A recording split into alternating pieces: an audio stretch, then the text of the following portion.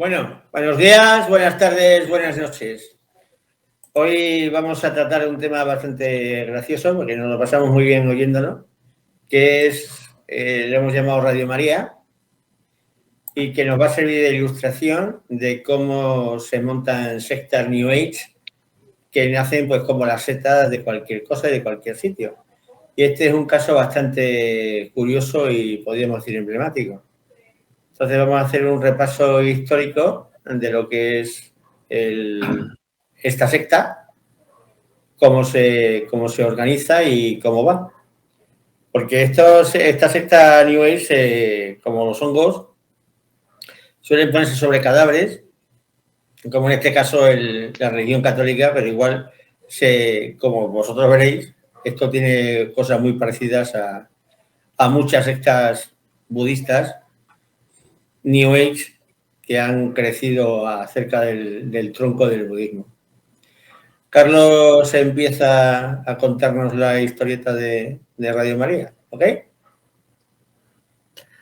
Radio María, formalmente conocido como la Familia Mundial de la Radio María, es un servicio internacional católico de radiodifusión fundado en Erba, provincia de Como, en la diócesis de Milán, en Italia, en 1987. La Familia Mundial de la Radio María se formó en 1998 principalmente basada en el Nuestra Señora de Medjugorje, apariciones y mensajes, y hoy tiene sucursales en 86 países de todo el mundo. Su misión incluye liturgia, catequesis, espiritualidad, devociones, oración, asistencia espiritual con temas cotidianos, información, música y cultura. Su primera instalación de transmisión fue en una parroquia en Acellasco, Ebra, provincia de Como, Italia, pero en 1987 se convirtió en una entidad separada fuera de su parroquia como una asociación de laicos y sacerdotes como Radio María Italia. En menos de 5 años se convirtió en una red nacional de radio católica en toda Italia. Aunque no está directamente relacionada con la jerarquía católica romana, fue fundada como un instrumento de la Iglesia y herramienta para la evangelización, implementando y adhiriéndose a las señas de la Iglesia católica. Inicialmente se inspiró en los llamamientos realizados por la Virgen María en Fátima, Portugal, y en años más recientes basado en los mensajes marianos desde Medjugorje, Bosnia y Herzegovina, pidiendo la conversión mundial. Como tal, Radio María no está subsidiada ni financiada por la Iglesia Católica Romana. En cambio, está sostenida por las contribuciones de sus oyentes. El plan inicial era expandir Radio María, una voz cristiana en tu hogar, ¿recuerdas? Pero lo que todavía considero más importante hoy es que Radio María sería el carisma de una nueva realidad religiosa compuesta por personas consagradas con votos religiosos, consagrando en el mundo insertado en las realidades diarias, familiares y sacerdotes. Estamos a principios de los 80. Por esta razón, todos los miércoles y domingos, don Mario estaba con un gran grupo para rezar y compartir momentos de fraternidad. Algunos nombres conocidos, sobre todo por los veteranos de Medjugorje, como Alberto Bonifacio, Giovanni Galimberti, etc. Nuestra Señora, nuestra Madre, querida Radio María, ella continuaba. Dijo Mario, pero agregó que teníamos que ayudarla de la manera que siempre preguntaba: oración y ayuno. ¿Y cuánta oración y cuántos ayunos? Inolvidables los desiertos de don Mario el martes, como los relojes nocturnos dirigidos por el Pino y el Dorado y mucho más. Continúo. ¿Continúas tú? Sí. Vale. Medjugorje está de vuelta en las noticias. El 23 de octubre del 2020 se anunció que Tomislav Vlasic, exdirector espiritual de sus videntes, había sido excomulgado.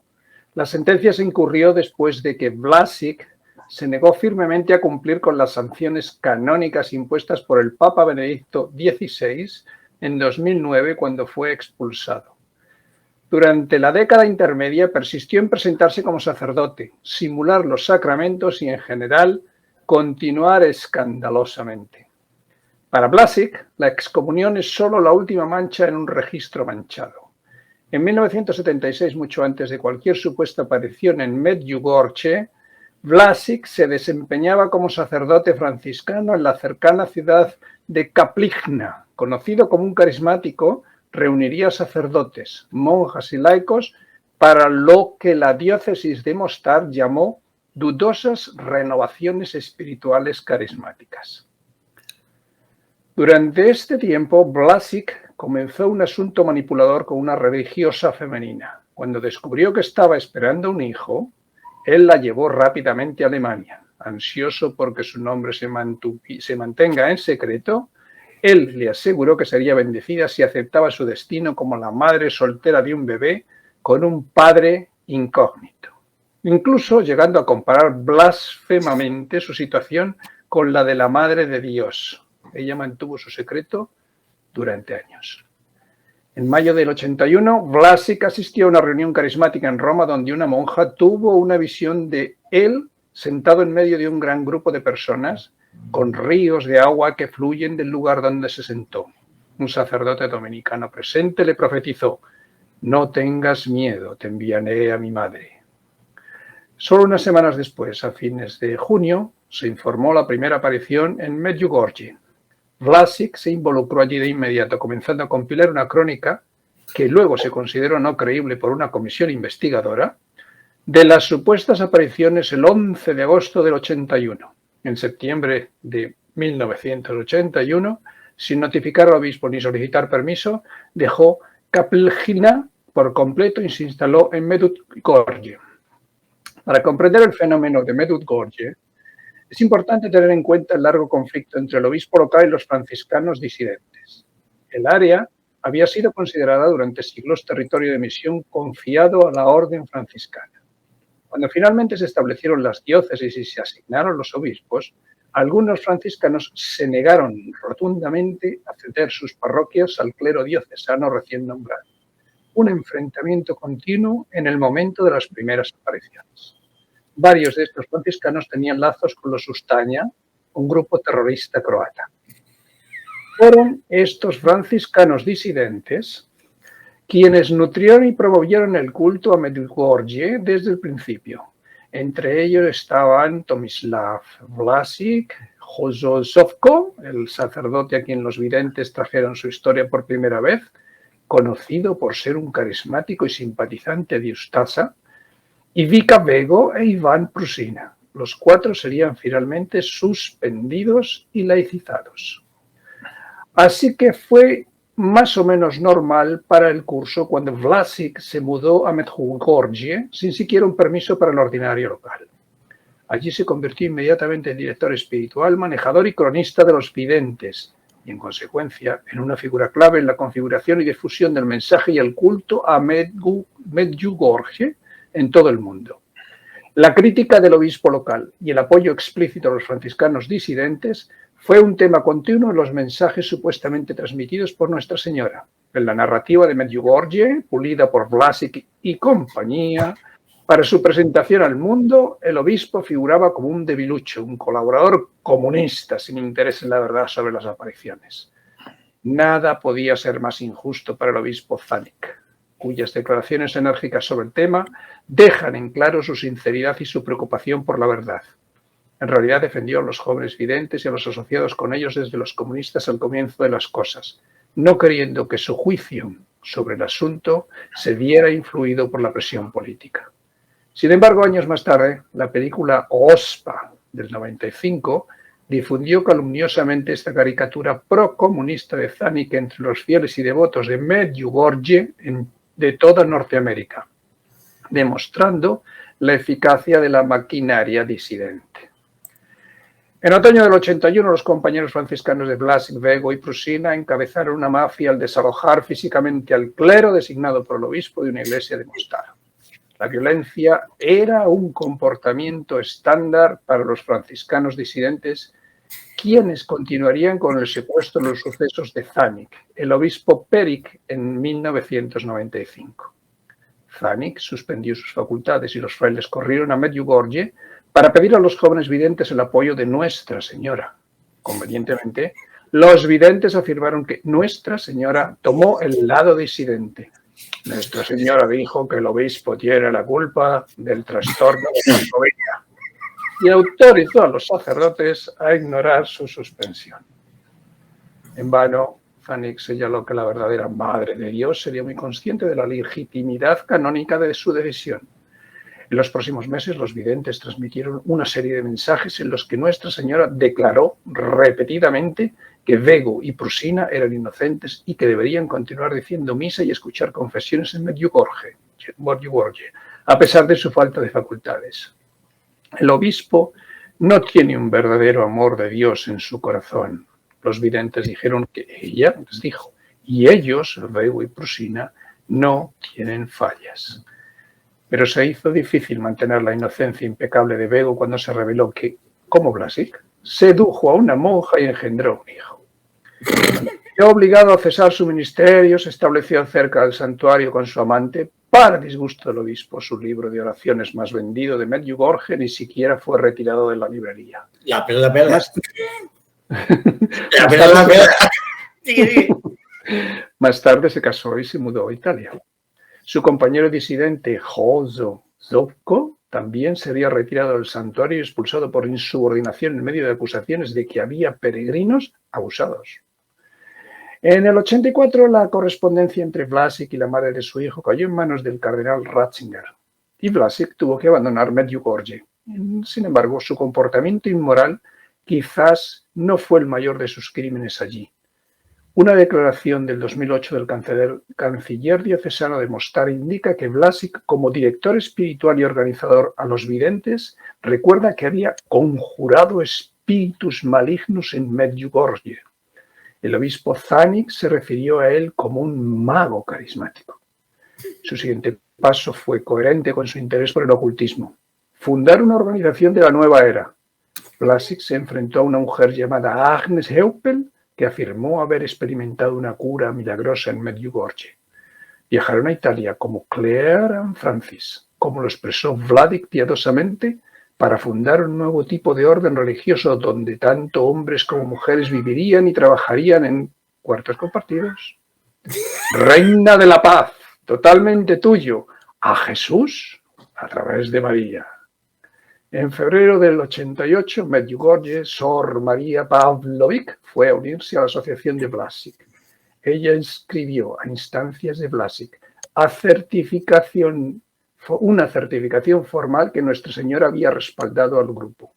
Este es el plan de Dios. Curiosamente, solo unos meses después, Marija dejó el grupo y juró ante el Santísimo Sacramento en julio del 88 que, a pesar de su declaración anterior, Nuestra Señora nunca había aprobado el grupo de Vlasic. La rareza extrema fue, y sigue siendo, la característica principal del grupo Reina de la Paz. Enseña una mezcla de misticismo y gnosticismo de la nueva era, incluida la creencia en formas de vida extraterrestre y comunicación interplanetaria. Aunque la asociación todavía tiene su sede en Italia, parece operar una especie de hotel espiritual en Medjugorje, completo con características pseudomísticas como una puerta de la luz a través de la cual pasa el iniciado, muriendo simbólicamente para sí mismo. Aunque era muy herético, Vlasic continuó presentando a la asociación como católico y él mismo como sacerdote católico. Fue solo después de que Benedicto XVI se convirtió en papa que su intervención en los años 80 obligó a Vlasic a abandonar Medjugorje, por lo que Vlasic fue investigado y laicizado en 2009 por sospecha de herejía y cisma, así como actos escandalosos contra el sexto mandamiento, agravado por motivaciones místicas. Su negativa a cumplir con las sanciones canónicas provocó su excomunión final este verano. Pero esto no es lo suficientemente bueno. En el 81, Tomislav Vlasic ya era claramente un individuo corrupto y manipulador. Estuvo estrechamente vinculado con los otros franciscanos en Medjugorje y con los videntes como director espiritual, cronista y entrevistador frecuente. Y según la diócesis de Mostar, se sabía que había traficado en ocultismo durante su tiempo en Medjugorje. ¿Por qué Roma, si quiere aprobar las peregrinaciones a este lugar, no explica la naturaleza precisa y el alcance de la influencia de Vlasic en los videntes, sin mencionar la influencia ejercida por él y sus compañeros disidentes en los mensajes pro-Medjugorje transmitidos en todo el mundo católico? El hecho de que el Vaticano aún no se haya molestado en hacerlo revela un cinismo desafortunado hacia el valor de las apariciones en general. ¿Realmente importa si apareció Nuestra Señora? Mientras la gente se confiese y reza el rosario. La respuesta es sí, importa mucho. Los católicos de buen corazón pueden haber sido víctimas de un fraude ingenioso o, peor aún, de una manifestación diabólica en curso. Si alguno termina siendo el caso, Nuestra Señora no habrá sido honrada en Medjugorje, sino burlada por demonios y hombres. ¿Qué os parece la Radio María? De ahí empezó, ¿eh? Yo no la he oído nunca. El asunto es que a mí me hace muchísima gracia escucharla cuando me monto en el coche, y excepto cuando se ponen a rezar el rosario y cosas así, es increíble el nivel de manipulación que tienen y el tipo de mensaje en plan goebbeliano, de decir verdaderas barbaridades que no tienen sentido, pero dichas una y otra y otra y otra y otra y otra vez, la gente parece que se las toma como ciertas. Es impresionante, es impresionante. Y ver cómo el New Age es que lo pudre todo. Cuando encuentra algo podrido, como los hongos, un tronco caído, un cadáver o lo que sea, aparecen los hongos, enseguida. Y hay que echar raíces.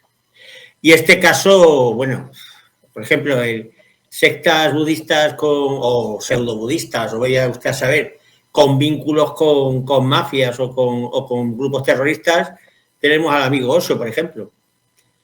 O sectas que va el amor y la paz, ¿sabes? Y como estaban hablando de la cama compartida, ¿no? Ahí tenemos al amigo, al del Zen español ahí también, que hasta también le expulsaron de budista. Y eso que el budismo no está organizado como tal iglesia. O sea, esto es típico, pero da igual de una o de otra. Y básicamente los mensajes, pues eso, son mensajes machacones de cosas que no tienen ningún tipo de sentido, ¿no? O sea, y es que es curioso, o sea, te pones a oírlo y muchas veces lo dices, bueno, es que realmente alguien puede estar escuchando esto y no se muera de la risa. O sea, lo estúpido que están, las cosas tontas que están diciendo. O sea, hablan de la voluntad de Dios, supuestamente Dios es omnipotente. Pero tú tienes que colaborar en la voluntad de Dios, porque si entonces la voluntad de Dios no se puede hacer. Entonces ya me contarás para qué quieres ser omnipotente, ¿no? Y bueno, así va con todo. Y que todo el mundo es malo y solo Dios es bueno y tú eres bueno si eres amigo de Dios y cosas así. Y están así, chinga, dale y dale y dale y dale. Y les gusta mucho hablar de temas médicos y cosas así, ¿sabes? En fin, yo no sé si lo escucháis, pero es bastante curioso escuchar la manipulación que tienen con la gente. Y es un fenómeno Radio María, ya te digo, está en 85 países. Y está organizado por una secta que no es ni siquiera es católica ni cristiana. O sea, imaginaos el tema. Sin embargo, la Iglesia, como le da réditos, se calla. ¿Qué es lo que hace la Iglesia siempre que le viene bien algo? Se calla y ya está. Otro tema de callarse es el tema de la vergonzante historia de la Virgen de Fátima. Que hasta los mismos portugueses les da vergüenza. Que fue un tema de manipulación muy parecido a lo que pasó en Lourdes. También era un tema también de un conflicto religioso previo. Y en Fátima lo que sucedió es que antes de la aparición de la Virgen de Fátima, había caído el rey, la monarquía, y se había visto una república y estaba empezando a laicizar las cosas normales. Y hubo un punto que la Iglesia estaba muy enfadada, y es que le habían quitado el control de los cementerios. De tal forma que si alguien se moría, porque antes alguien te moría y no eras católico, te tenían que enterrar como un perro para ir en alguna parte. De esta forma, si te morías, te enterraban en un cementerio. Normal, lo que a la Iglesia le ponía de los nervios. Entonces estaban en pie de guerra contra el gobierno. Y entonces apareció una niña diciendo que había oído cosas raras y dos primitos suyos que decían que se estaba loca. Y entonces hubo un cura ahí que dijo, oye, que estuvo además en el montaje de Lourdes, dijo, hombre, vamos a utilizar a esta gente, ya verás cómo lo vamos a montar. Y montaron las famosas apariciones de Fátima, obligando a los niños a decir que tú hazle caso a lo que diga tu prima. Y bueno, el tema lo más gracioso fue que el 13 de mayo, que fue la última aparición prevista, fueron unos cuantos curiosos allí y vieron el gran milagro de Fátima, que vieron ver bailar el sol. Y lo vieron bailar, ¿eh? Cuando llegó un momento determinado, para que todos creían de que la niña que estaba allí mirando a un árbol estaba hablando con la Virgen, alguien dijo, fijaos en el sol, pero fijaos fijamente en el sol. Y todos se pusieron a mirar al sol. Y cuando llevaba un rato mirando al sol, dijo, bueno, ahora miras para cualquier parte y ya veréis cómo baila el sol. Y claro, todos vieron bailar el sol, porque para donde miraban se veía el sol por todos los sitios. Básicamente. Y bueno, claro, decía, pues toda la gente que estuvo allí vio bailar el sol, sin embargo, los que no estuvieron allí no vieron bailar el sol en absoluto. Entonces no se explicaban qué tipo de magia podría haber sido aquella, ¿no?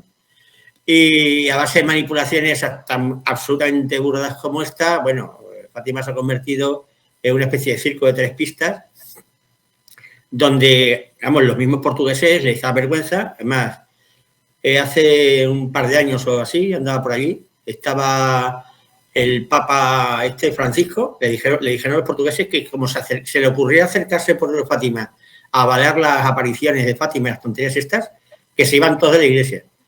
Y entonces, como tenía que recoger un montón de dinero, fue en un viaje relámpago, llegó a Fátima, cogió el dinero y salió corriendo. Porque la iglesia sabemos que lo primero son las pelas. Después hablemos de lo que usted quiera. Y básicamente, pues estas son las mismas historias de las apariciones y cosas así. Bueno, pero aquí lo que yo creo que es realmente interesante es qué es lo que motiva a la gente a creer todo esto y no solamente a creer, a desarrollar una fe hasta el punto a donde se llega. Ya sé que hoy en día es mucho más fácil con el tema de Internet y los medios que tenemos, pues el convencer a nivel global. Ya lo hemos visto en los últimos acontecimientos. Pero en general, ¿qué es lo que motiva a que una persona necesite creer en todas estas cuestiones que al principio las puedes ver incluso como estupideces, pero que con el tiempo llegas hasta a dar tu vida por ellas? ¿Qué pasa? ¿Qué pasa ahí? Yo es que de verdad, como la tontería es infinita, ¿qué quieres que te diga? Es que son cosas que es que no resisten el más mínimo análisis. Yo entiendo que cuando eres pequeño, por ejemplo, a mí me llevaban a Fátima desde que tenía 4 años, ¿sabes? Y mi madre era muy devota de Fátima. Claro, yo iba allí, había un montón de gente, las mujeres para ir yendo de rodillas, dejándose la sangre por el camino mientras iban de rodillas hasta la Virgen y cosas así. Y veías una fe tremenda en la gente, no sé qué, un fenómeno total. Pero no el fenómeno de ESO, sino la gente que va, o sea, y los shows que monta. Entonces, el mismo fenómeno se convierte en sí mismo en un fenómeno, no en el origen, sino en el mismo fenómeno. Y eso se va haciendo una bola. Y en Fátima tuvieron que hacer una explanada absolutamente gigantesca, donde caben más de 1 millón de personas. Y Fátima es un sitio que no había nada, básicamente no había nada. Lo único que había era eucalipto, por eso ahí no se podía hacer nada, ¿sabes? Una tierra paupérrima. Y Fátima es un pueblo bastante grande, pero grande, ¿eh? Ya es una ciudad. Y yo, vamos, no he visto mayor concentración de hoteles en mi vida en ninguna parte. Porque es hotel, tienda de regalos, hotel, restaurante, hotel, tienda de regalos. Porque no tiene otra cosa. Y tiene una pujanza económica brutal. Y luego ese mismo efecto, ese efecto es el que se va sustentando a sí mismo. Entonces, ¿qué pasa? A la Iglesia le interesa, porque en ese caso, por ejemplo, en el caso de Fátima, fue un tema político entre la Iglesia portuguesa y el gobierno portugués, que se utilizó para eso. Pero en otros casos, pues en el Medjugorje hubo de todo, porque estaba, si os acordáis, el final del comunismo en Yugoslavia, con lo cual a Juan Pablo II le venía estupendamente cualquier cosa que fuera meter bulla ahí contra el gobierno comunista. Es decir, un tema que siempre son temas políticos los que lo lanzan. Y luego el tema empieza a hacerse gordo, ¿sabes? Gordo, y luego ya por sí mismo ya van dando. Ya nadie se pregunta nada. Ya todo el mundo lo da por hecho. Pero es que luego te vas a las raíces y dices, ¿pero cómo es posible esto? Y así va. Porque es que son cosas que no caben en mente humana. Pero es la propia dinámica la que lo hace gigantesco. Pero igual que estamos hablando de esto, estamos hablando de cualquier movimiento New Age y desde luego de cualquiera de las sectas budistas que se hacen llamar budistas hoy día. Sí, pero a eso es a lo que voy. Cualquier tipo de creencia, yo estoy convencido de que le da sentido a la vida de la persona. Da lo mismo en lo que creas, sea en una cosa o en la otra, pero si tú tienes creencias, eso te da contenido y te da sentido al que vivir. Y eso además creo que está otra ventaja importante, que todas las sectas requieren sirven para dar pertenencia a un grupo. Y un objetivo grupo que nunca se cuestiona nada, ¿sabes? Y tú al pertenecer a ese grupo, digamos que te sientes abrigado y lo único que tienes que hacer es aprenderte las consignas del grupo. Como cualquier secta, ¿no?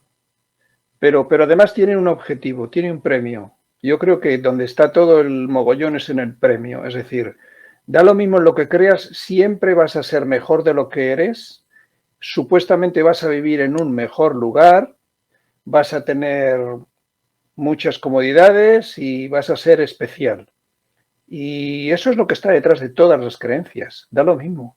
Hablemos de católicas, masonas, ocultistas, no ocultistas, incluso en el budismo. Es ser algo especial, es ser, básicamente. Y creo que eso es lo que está detrás de toda la manipulación, porque claro, evidentemente, como bien sabrás, muchos de los grupos de poder, por ejemplo en España, pertenecen a la masonería. Y los grandes gerifaltes en España son grados 33 de la masonería, porque es un grupo de poder. La masonería, la francmasonería, la kosher nostra, muchas de esas cuestiones. Además, se sabe de que han promovido la religiosidad o espiritualidad como parte de la agenda para que la gente se convenza, porque convencer a la gente de que compre algo no es fácil, pero convencerla de que va a ser más espiritual es de lo más sencillo. Es de lo más sencillo. Nadie tiene criterio acerca de eso. Ni siquiera, yo no creo que ni siquiera nadie sepa qué es lo que es ser espiritual. Porque la simple cuestión de ser y espiritual ya se da de leches. Pero es algo que se vende como los churros. Y realmente yo pienso que es por el contenido, es por el hacerte sentir que tú eres algo y que vas a pervivir. Lo que es interesante es un tema importante, que lo hablamos el otro día, y es que cuando estás en una secta, ¿sabes? Los logros personales, digamos, los logros espirituales, son logros que son consensuados. Es decir, los demás te dicen, oye, pues tú ya tienes este nivel, ¿vale? Porque has pasado un examen, o has pasado unas pruebas, o has pasado lo que sea, ¿no? Igual que un cristiano, pues dice, ya estás bautizado, pues ya eres cristiano, ya soy cristiano, ¿sabes? Pero tú sigues siendo el mismo, ¿vale? Luego, si te haces diácono, o yo soy diácono, o soy sacerdote, o soy obispo, o soy arzobispo, o soy cardenal, o soy papa. Pero básicamente todo es el mismo. Es decir, los logros espirituales dentro de las sectas, como la masonería, son grados que te van dando, pero te lo dan los demás. A ti no te cambia nada. Entonces, ¿para qué sirven en las sectas? Para respaldar tu evolución espiritual, que es una evolución espiritual por consenso. En la iglesia se supone que alguien es un santo, se le pone que es algo, pues es porque la gente dice que es un santo, no porque él sea un santo. ¿De acuerdo? Entonces, es una forma de avalar lo que es una evolución espiritual supuestamente de grados que vas ascendiendo. Pero es un tema social, porque no te cambia. No es como aquí, que entras en la corriente y ya eres otra persona, ¿entiendes? O sea, y cada uno de los niveles te cambia completamente, empiezas a ser otra persona y no eres tú, y tú aquí no te tiene que decir nadie lo que tú eres porque tú sabes lo que tú eres. No te lo tiene que contar nadie. No tiene que venir alguien y decir, oye, pues sí, ahora es no sé qué. ¿Qué narices? ¿De qué? ¿Para qué? Lo estás cambiando tú, ¿no? Y eso pasa en todas las sectas budistas, en las sectas cristianas y en las demás. Por eso es un tema interesante el tema social. Por eso se juntan en sectas y están todos ahí juntitos en grupito. Porque son esas sectas la que le avala que alguien sea un lama, por ejemplo. Pero si no, ¿de qué es un lama un lama? Porque un lama es un lama y no es un monje corriente. Porque el resto de la secta se lo pone. ¿Decías, Marisol?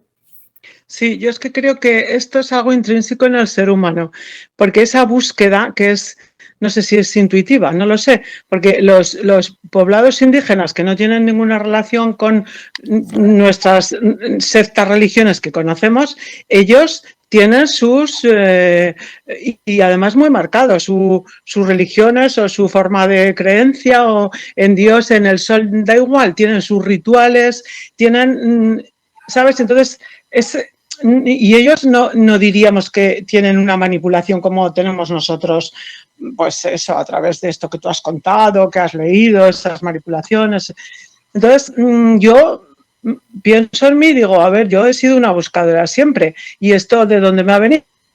Pues no lo sé. Es algo intrínseco en mí, una necesidad de buscar algo más. Es como, yo intuyo que yo no soy lo que soy. Esto es intuición porque yo no le ponía palabras, yo sabía que tenía que buscar algo que fuera yo, porque esto que yo veía y el mundo que yo veía no podía ser. Entonces, en esa búsqueda, yo lo que entiendo es que resuenas con cosas, resuenas con, pues con filosofías, yo, por ejemplo, con la religión católica no he resonado nunca. Y yo he estudiado en una escuela religiosa de monjas y yo jamás. Entonces, de repente apareció la filosofía budista y a mí no me atrajo ni sus vestuajes, ni la parafernalia, no. A mí me atrajo yo lo que escuchaba, porque realmente puedo decir, a mí me nutría de una manera increíble lo que llegaba a mi ser, a lo que fuera que yo iba buscando. Y a mí me dio muchas respuestas. Digo, filosofía budista podría haber sido, ahora me encanta la filosofía hinduista, ahora me encanta lo que escucho de vosotros, ¿sabes? Es como resuenas con cosas. Entonces, esta gente que resonaba con esto que tú has leído, con estas visiones y con todo esto, que nosotros que no resonamos podemos criticar y qué estúpido y qué ridículo, como la gente se lo puede creer, pero el que resuena por lo que sea, que yo no sé, tampoco sé por qué resuena a mí filosofías orientales, resuenan simplemente y es ahí donde tienen que evolucionar de esa manera, no sé, hasta que se den cuenta o no de que eso es verdad o no lo sé. Pero yo creo que todo funciona un poco así. Hay algo que te hace resonar con las cosas de esta materia, ¿no? Que vivimos. Y entonces no sabemos por qué. Pero, sí, ¿sabes? Marisol ha explicado una cosa que sí es cierta. Es decir, hay gente que entra en el supermercado espiritual, ¿vale? Y es como el que entra en, no sé, en el Corte Inglés o en cualquier supermercado a comprar algo y, oye, ve bacalao y no le dice nada, ¿vale? Ve foie gras y no le dice nada, hombre. Pero de pronto ve salmón, hombre, si el salmón le gusta. Y nada, el salmón le gusta el chocolate y le gusta no sé qué más. Va recogiendo y eso es la gente que básicamente son los que van a ser atrapados o bien por unos o bien por otros. Pero fijaos una cosa, que esto es una cosa curiosa, pasa igual que en las grandes multinacionales de la alimentación. Al final, todos estos supermercados espirituales, hoy día, todo lo que hay detrás es la religión New Age. Que se pone de una forma o se pone de otra para captar a la gente. Para captarlos, o sea. Me da igual que te resuenes con hinduismo, que es hinduismo falso, con budismo, que es budismo falso, con cristianismo, que es cristianismo falso. o cualquier cosa extraña ahí que se te quiera ocurrir, como por ejemplo religiones ancestrales aquí de mexicanas o de incas, que da igual, son los mismos, con las mismas historias y con el mismo rollo. Y al final, si no caes en una, caes en otra. Es decir, pues como las grandes cadenas con los grandes fabricantes que te fabrican todo. O sea, es que no quieres Coca-Cola, no te preocupes, te vendemos Fanta. Y si no, te vendemos Sprite. Pero al final lo que compras va a ser nuestro producto.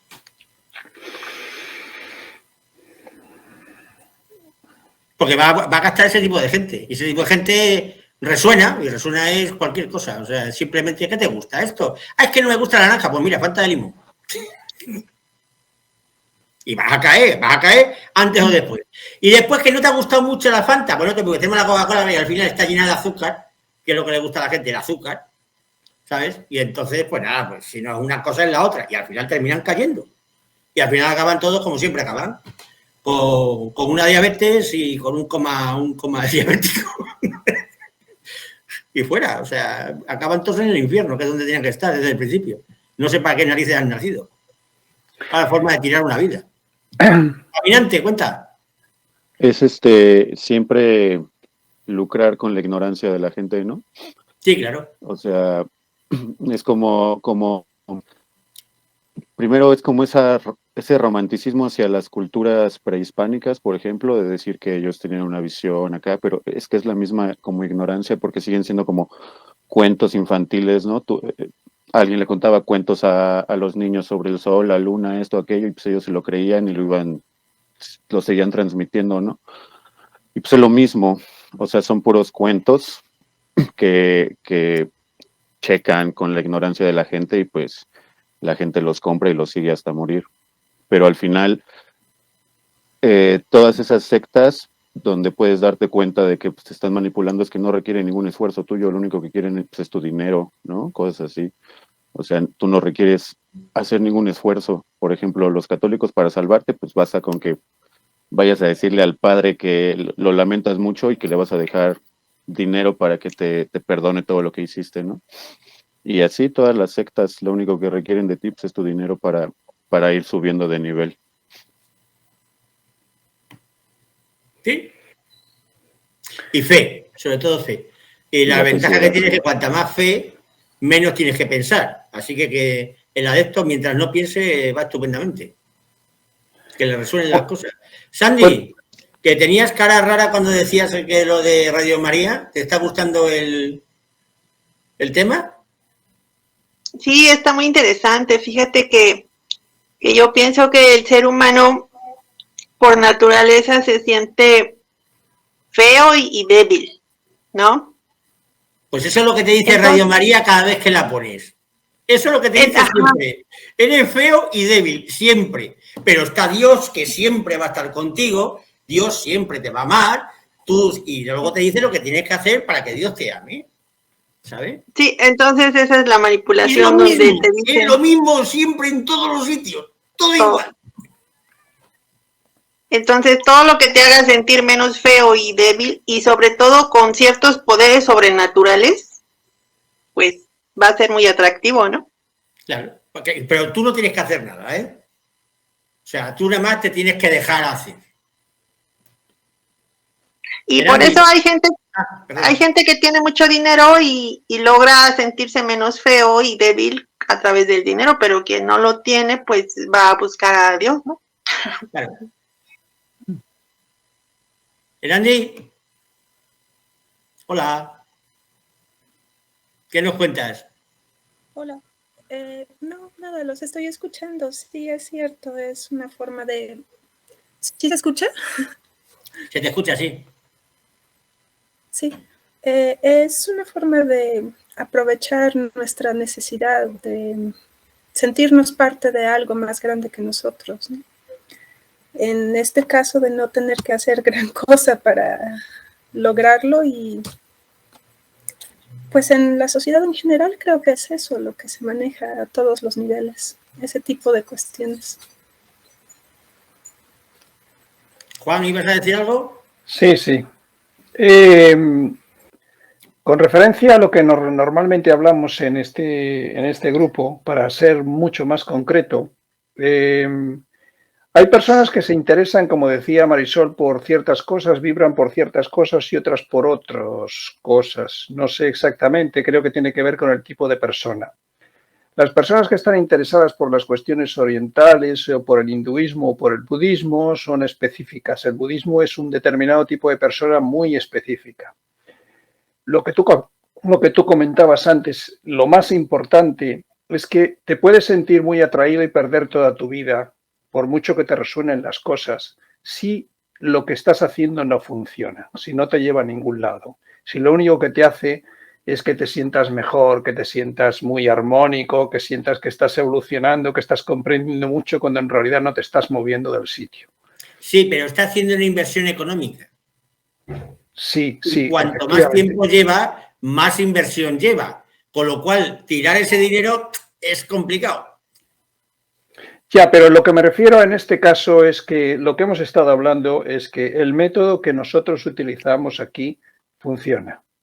El único método que funciona, que por lo menos que yo sepa, lo mismo hay otros métodos, pero para mí y en este momento lo único que funciona son las jhanas.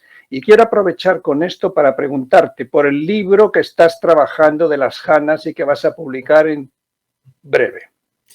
Bueno, pues ya por fin en su día empecé a hacerlo y lo paré el proyecto, realmente estaba muy avanzado, porque es un tema, el tema de las llanas ya sabéis que es un tema que es muy sencillo, pero el problema de la dificultad que tiene es que es muy sencillo. Y el problema que tienen las cosas difíciles es que una cosa difícil, la culpa siempre que no se consiga, la culpa la tiene el que lo intenta, porque no lo ha intentado lo suficiente. Sin embargo, un método muy sencillo, si no funciona, la culpa no la tiene el que lo intenta, sino que la tiene el que lo explica, que no lo está explicando bien. Entonces, teniendo en cuenta que explicar cosas sencillas es una cosa realmente complicada, porque cuando tú explicas algo muy sencillo, la gente le encanta liarse, y la capacidad que tiene cada uno de liarse es absolutamente random, o sea, se puede liar con cualquier historia. Entonces, por muy claras que pongan las instrucciones, la gente las malinterpreta siempre. Siempre. Y luego va a decir que no le funciona porque ha estado haciendo esto y no le sale. Dice, pero ¿qué has estado haciendo? Pues no estaba haciendo.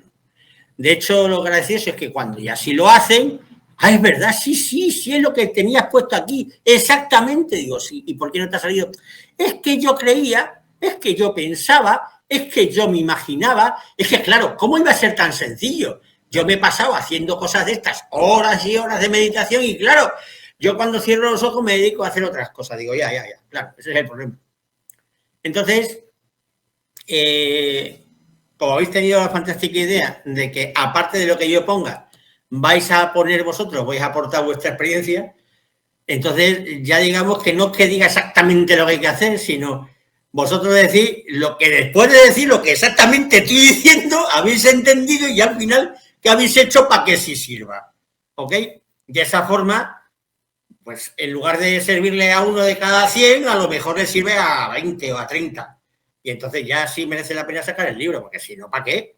Porque es que lo lee, mira que es tonto, mira que es sencillo, mira que es fácil, porque es facilísimo.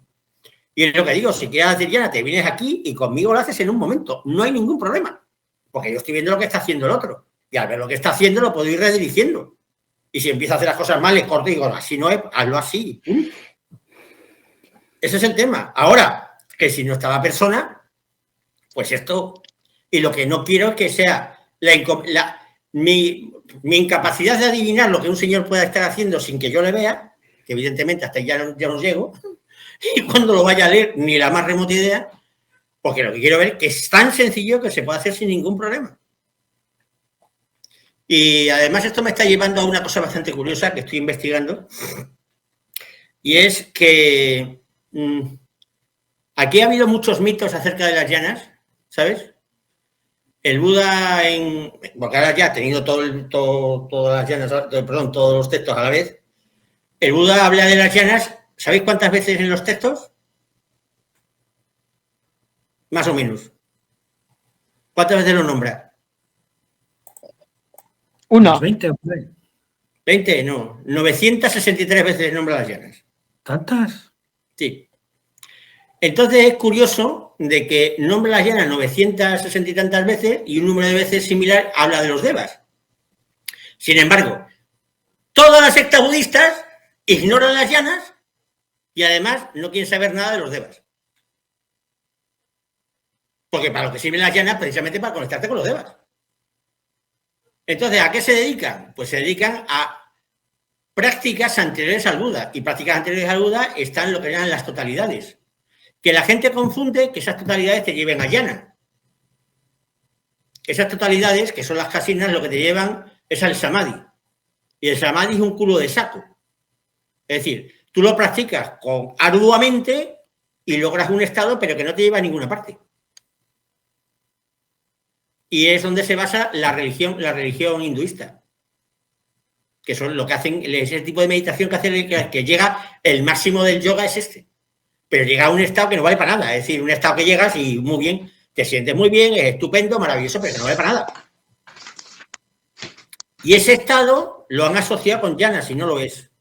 Y otra cosa que a mí sucede cuando el Buda comenta su experiencia personal, porque lo que estoy haciendo es desgranar su experiencia personal, para ver cómo él encuentra el método de las llanas. Él se encuentra que dos maestros que tiene le enseñan la segunda yatana, la tercera yatana y la cuarta. Pero nada más. O sea, son dos estados puntuales. Que sí, cuando ya sabes cómo funciona todo, son el camino para llegar a la cesación. Pero sueltos no sirve absolutamente de nada. O sea, tú entras en el estado, sales ¿y qué? ¿Y para qué vale? Tú sigues siendo igual, no te ha cambiado nada. Ninguno de esos estados provoca ningún nivel de iluminación, nada por el estilo.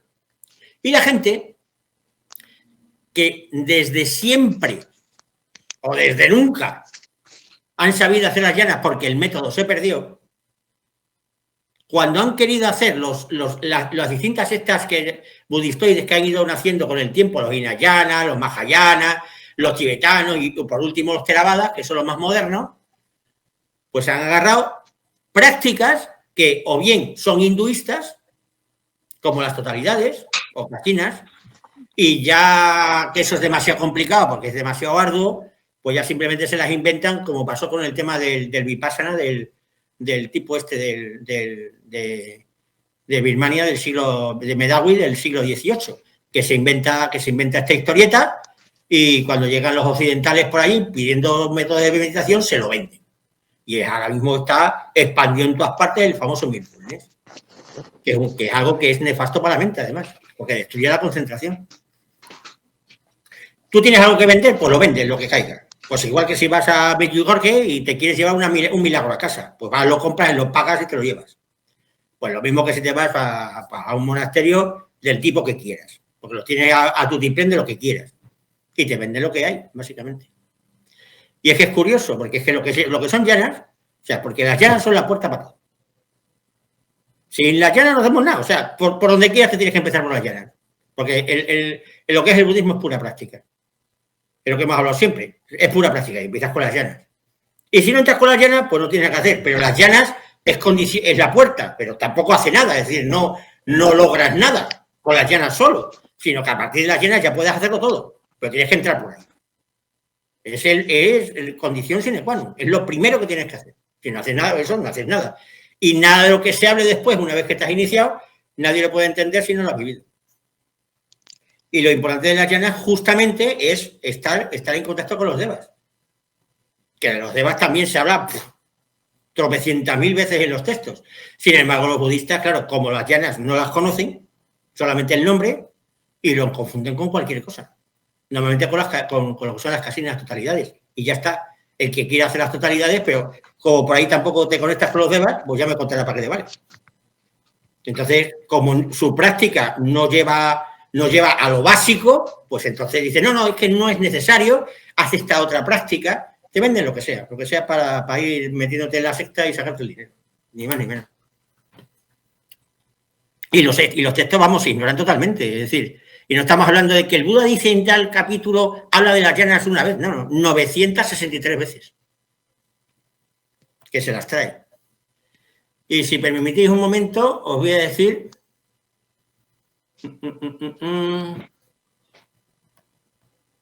Os digo ahora mismo las veces que se dice la palabra Deva. A ver, va a tardar porque, ya sabéis, el fichero tiene la tontería de 6.000 páginas. A ver lo que tarda el señorito.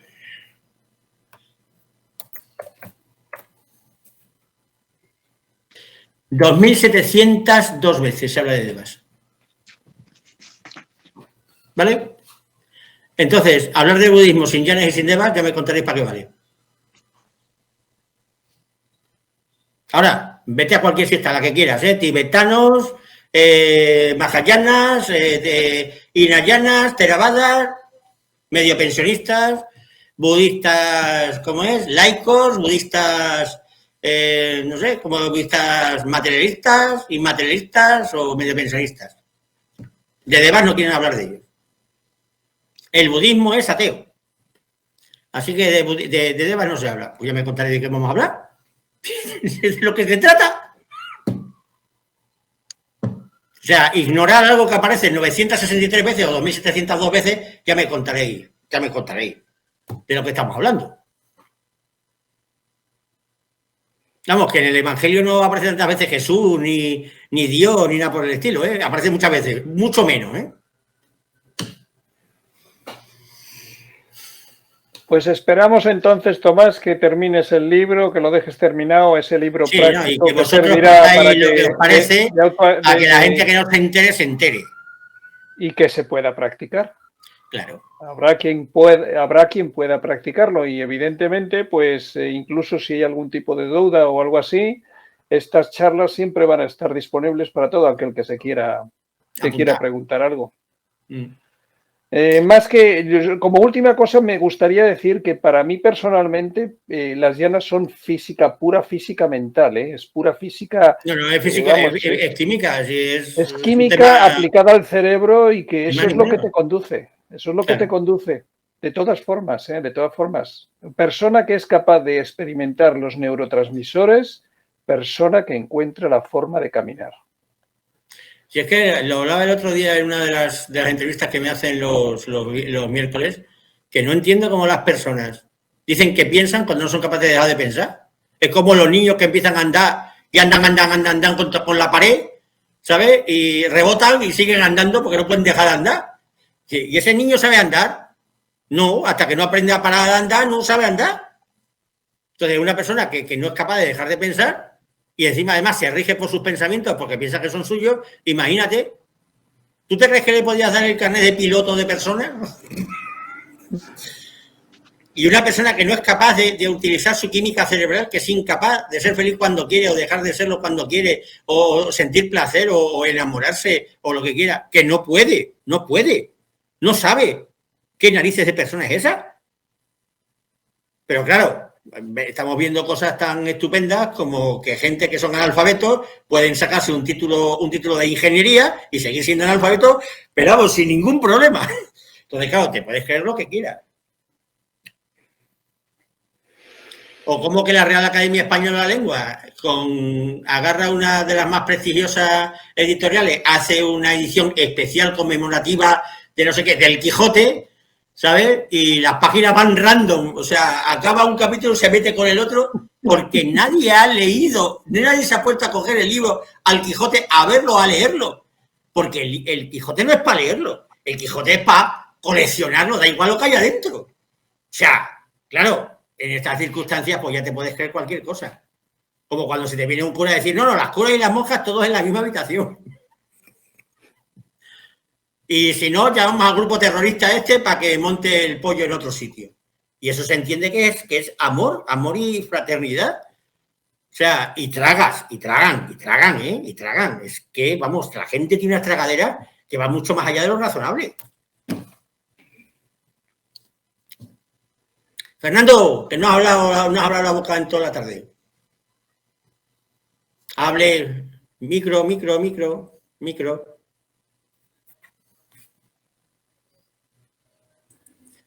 Me estaba acordando con respecto a las religiones y a todas las ideologías, que hay estudios en donde se demuestra que a partir de 150 miembros de una comunidad, ya es poco probable que se puedan controlar.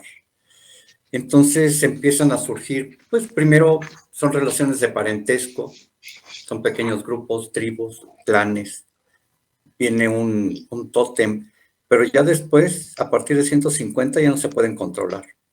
Entonces surgen las religiones, las que sean, sea Teotihuacán, sea Tenochtitlán, sea la que sea, empiezan a surgir las religiones. Y las religiones finalmente se explican como mecanismos de unión de los grupos.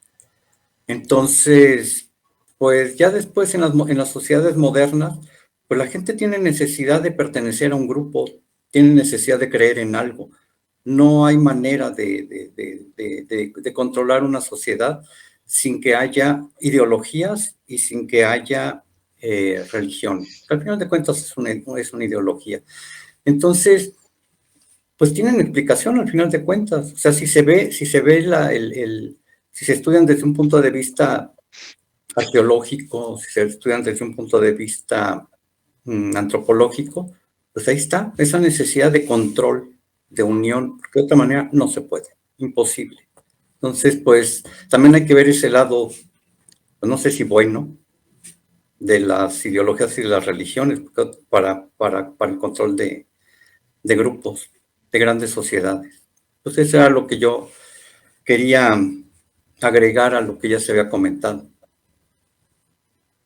Bueno, pues nada, yo solamente os invito a, si no tenéis radio, si podéis sintonizar Radio María y no tenéis otra cosa mejor que hacer, yo la utilizo siempre en el coche, que mientras no estén rezando el rosario, dicen cada barbaridad que es que te mueres de la risa y es la emisora más divertida que conozco.